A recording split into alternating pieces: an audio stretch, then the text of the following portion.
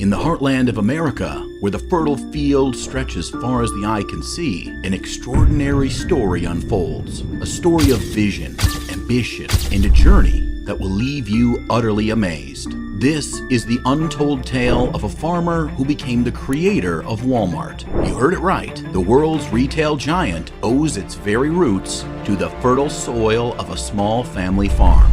This isn't just another story about corporate success. It's about the underdog who defied all odds to create a global empire. And it all started right here, among the cornfields and livestock. From this unassuming farm, a retail revolution was born, changing the way we shop and the way we live.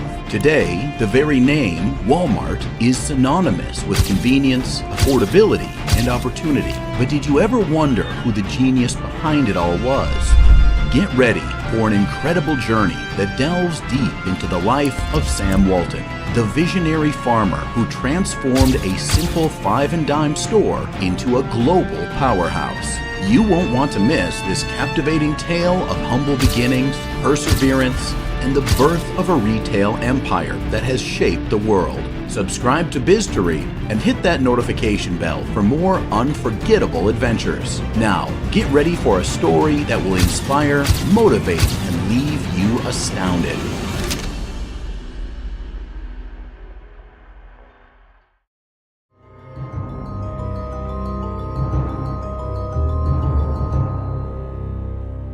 Sam Walton was born on March 29, 1918, in Kingfisher, Oklahoma. He didn't grow up with a silver spoon in his mouth. His family was just a bunch of regular folks struggling to make a living as small-time farmers. His brother, James Bud Walton, was born in 1921. Sam and Bud grew up during the tough times of the Great Depression in the 1930s.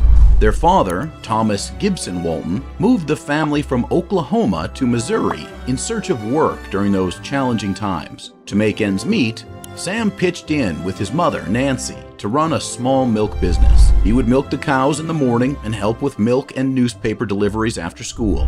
As a young boy, Sam worked his way through school by delivering newspapers for the Columbia Missourian on the University of Missouri campus. Remarkably, at the age of 13, he achieved the distinction of being the youngest Eagle Scout in Missouri. In 1932, he utilized his scout training to rescue a young boy named Donald Peterson from drowning.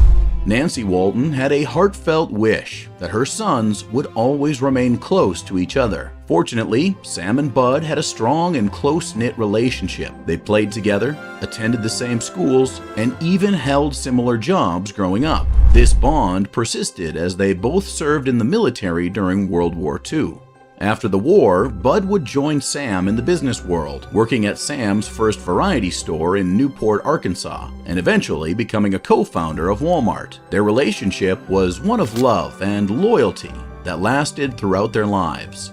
I learned from a very early age that it was important for us kids to help provide for the home, to be contributors rather than just takers.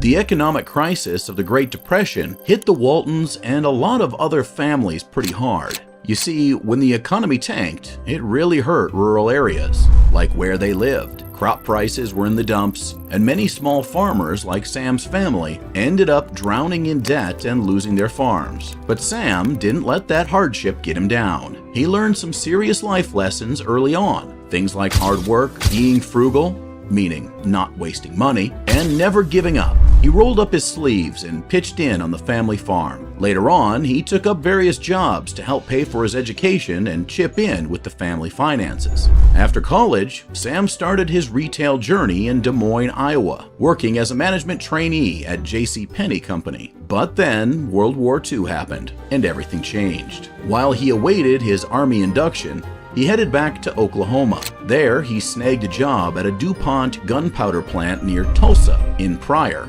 And guess what?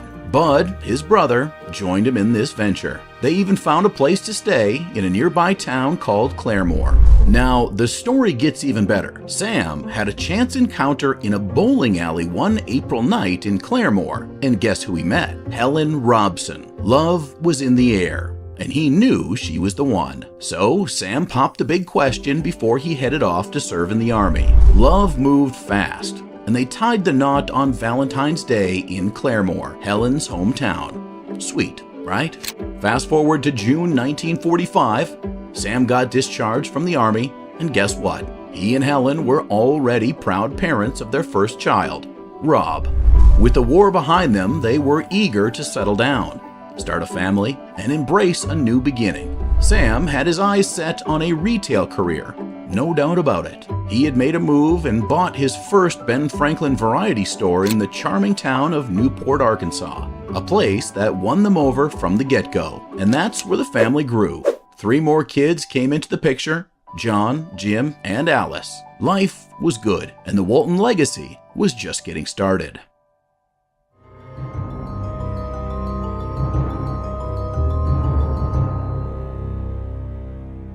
The whole Walmart story started with a big aha moment from Sam Walton. Growing up in a family that struggled to make ends meet on their farm, he knew firsthand how tough it could be for folks in rural areas to afford everyday stuff. And that really got him thinking.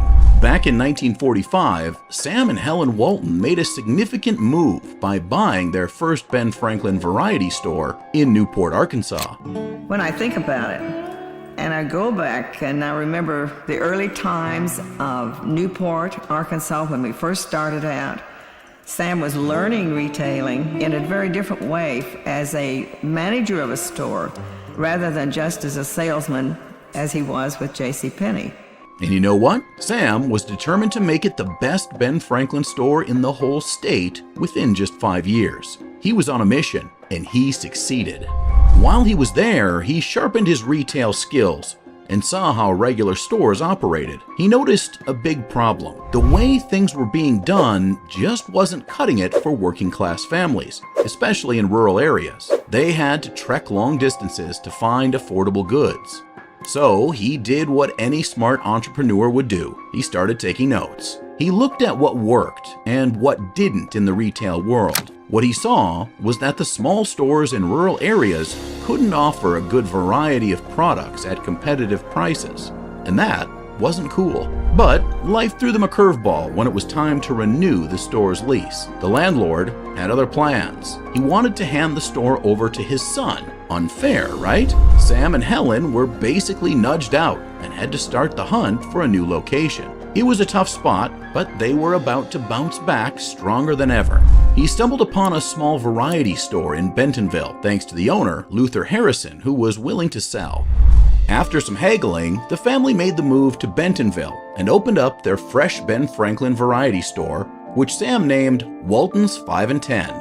The grand opening was on May 9th, 1950. Sam had big plans. He kicked off a massive remodeling project, which they wrapped up in March 1951. And of course, Sam didn't shy away from a bit of self-promotion. He proudly advertised his store as the most up-to-date, modern variety store in Northwest Arkansas. Now that's the spirit. But he also spotted something exciting. Discount stores and wholesale clubs were selling stuff in bulk at lower prices, and he thought, why not bring that kind of savings to everyday people, especially those living in rural communities? That's when the light bulb went off, and he dreamed up a store that mixed discount prices with convenience, selling a wide range of goods that fit the specific needs and budgets of rural folk. And that, my friend, was the beginning of Walmart.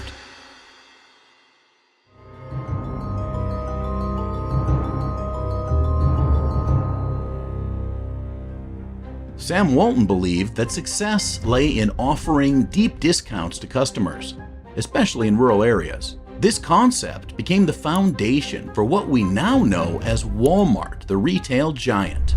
I had no vision of the scope of what I would start, but I had confidence that as long as we did our work well and were good to our customers, there would be no limit to us.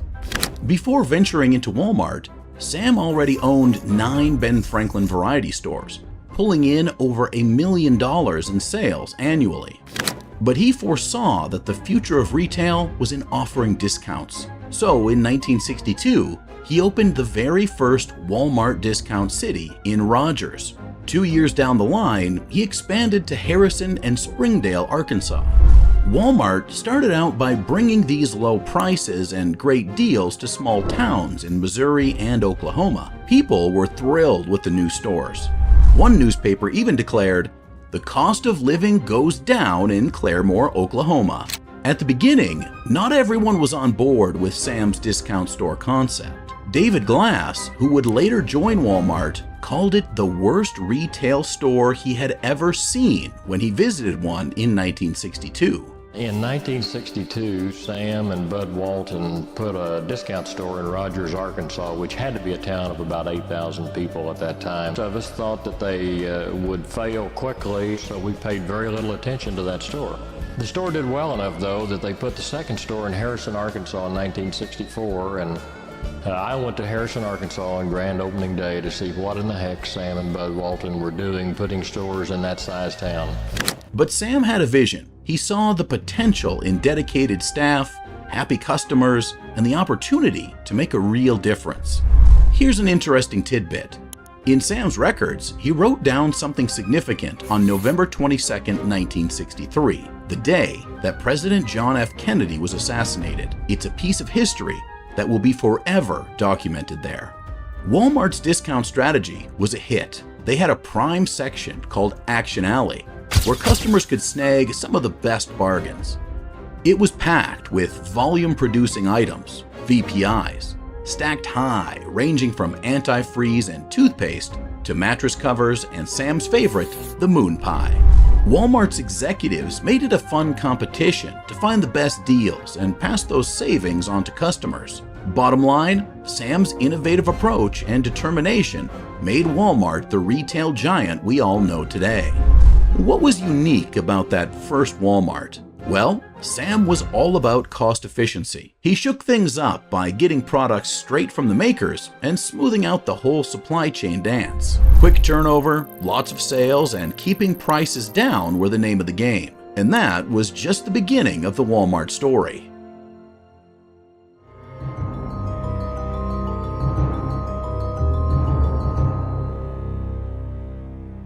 Sam Walton brought some game-changing ideas to Walmart that made it the giant it is today. First, he introduced the idea of everyday low prices. Instead of the usual sales and promotions, he focused on keeping prices consistently low. This built trust with customers because they knew they were getting a good deal every day. Sam also worked magic with the way stuff moved around. He set up smart distribution centers in just the right spots to serve multiple stores. This made it cheaper and more efficient to restock and manage inventory. Walmart was smart about buying too. They started buying stuff centrally, which meant they could haggle with suppliers for better deals. The savings were then passed on to customers, and it helped build strong, long-term relationships with suppliers. They didn't stop there. Walmart went on a mission to open stores all over the place, especially in small towns and rural areas where other stores weren't going. This made sure that people in those areas had a good place to shop. Home office. Well, there was always something exciting going on at Walmart. Communication, of course, was through the regular telephone, and somebody'd say, "Oh, I just had a call from David Glass, who was in New York with him." There were a lot of Walmart associates who had stock in the company prior to it going public who now could monetize their stocks, or at least it had a... Walmart was also ahead of the game with technology. They used barcode scanners and computerized systems to keep things running smoothly. This made the operations more efficient and accurate. But maybe the most important thing was how much Walmart cared about customers. Sam Walton wanted everyone in the company to listen to what customers wanted and make it happen. This customer-first approach helped Walmart offer what people needed and build a super strong customer base. Thanks to these strategies and innovations, Walmart went from a small start to a global giant, completely changing the retail game and becoming a household name. Sam Walton, the man with the plan, turned Walmart into a household name.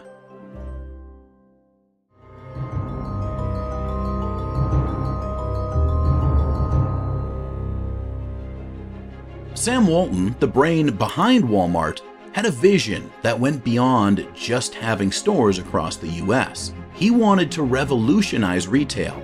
And boy, did he succeed. It's like he set out to sprinkle Walmart magic all over America. From bustling cities to quaint little towns, you couldn't escape the allure of Walmart.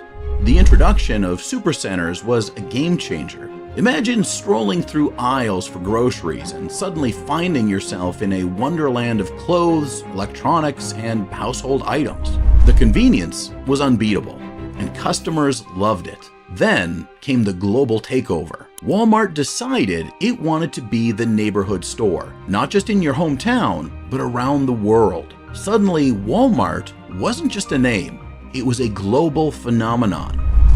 Back in 1984, Sam made a quirky bet. He said he'd do a hula on Wall Street if Walmart hit an 8% pre-tax profit. And despite some hesitation, he actually went through with it.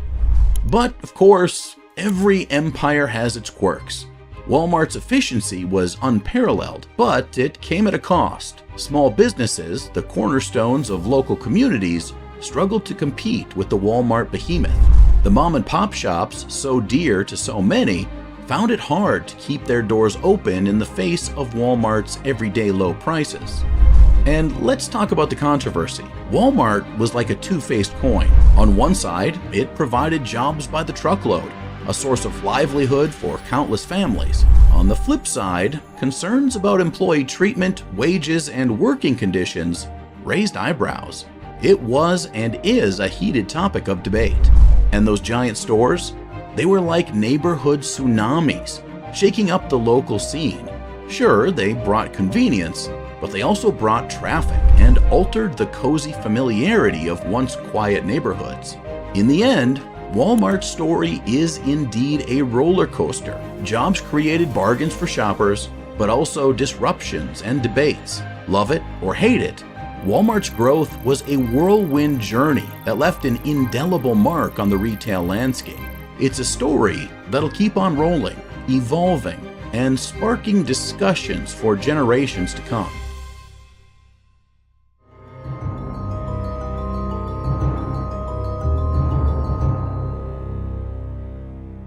Sam Walton wasn't just about making money. He was all about sharing the love. He was a big believer in education and knew how powerful it could be. So he and his family poured money into various education projects.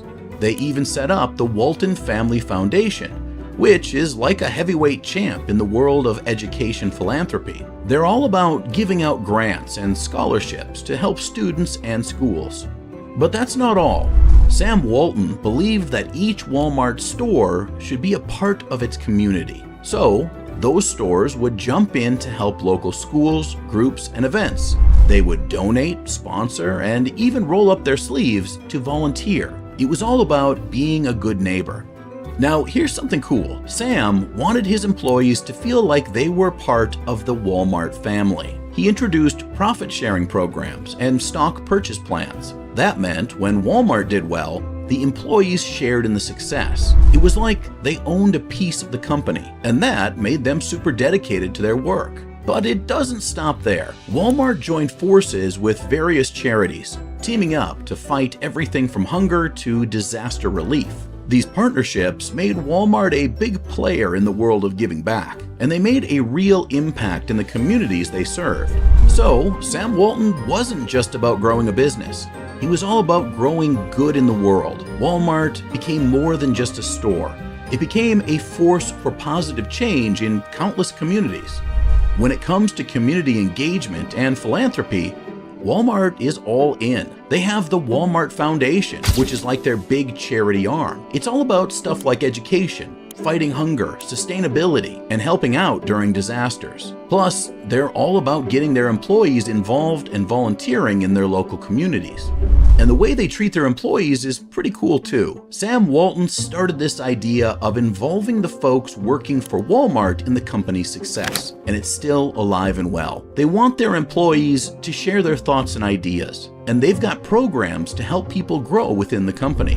Walmart's also all about going global and keeping up with what's new. They've expanded to different parts of the world and are always trying to keep up with what customers want. They're big on using technology to make shopping better and to run things more smoothly. In a nutshell, Walmart today is all about keeping Sam Walton's vision and values alive. They're still about giving you affordable stuff, getting involved in the community, and helping their employees succeed. Sam Walton's journey from being a poor farmer to starting Walmart shows that with determination and a real understanding of what people need, you can change an entire industry. Sam Walton's life is a big inspiration, not just for businessmen, but for anyone who wants to change things up for the better. From a struggling farmer to a retail legend, his journey shows us that determination, fresh ideas, and caring about people can totally transform the world around us. His vision and passion change the way we shop, and his legacy continues to impact lives around the world. Now, we want to hear from you. Share your thoughts on what inspires you most about Sam Walton's journey in the comments below. Was it his tenacity, his innovation, or his dedication to the community? Let's start a conversation. If this journey has left you inspired and eager for more remarkable stories of business visionaries and their journeys, make sure to hit that subscribe button and ring the notification bell. Join the BizTory community to stay informed and inspired. Don't forget to like this video if you enjoyed it. Share it with your friends and loved ones. And stay tuned for more incredible stories that shape our world. This is BizTory, signing off.